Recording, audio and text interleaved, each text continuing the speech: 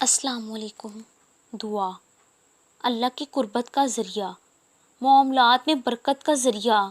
دعا کرنے سے دل کو سکون ملتا ہے، دعا کرنے سے معاملات بہتر ہو جاتے ہیں۔ جو اللہ سے دعا کرتا ہے، اللہ کو پکارتا ہے، اس کی پکار کا جواب دیتے ہیں، دعا کو قبول کرتے ہیں۔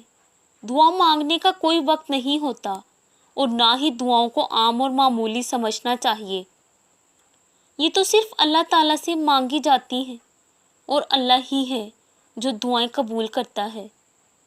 تو تم بھی دعا کرو اور پورے یقین کے ساتھ، اللہ نے توفیق دی ہے نا تو یقین مانو وہ بہتر نہیں بہترین کرے گا۔ توکل۔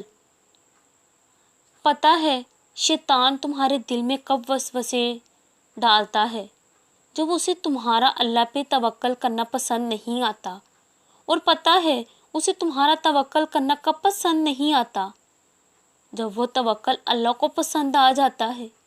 اور جانتے ہو وہ ایسا کیوں کرتا ہے؟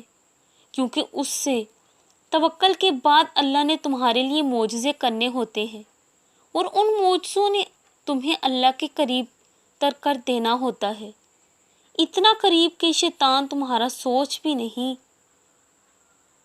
سکے۔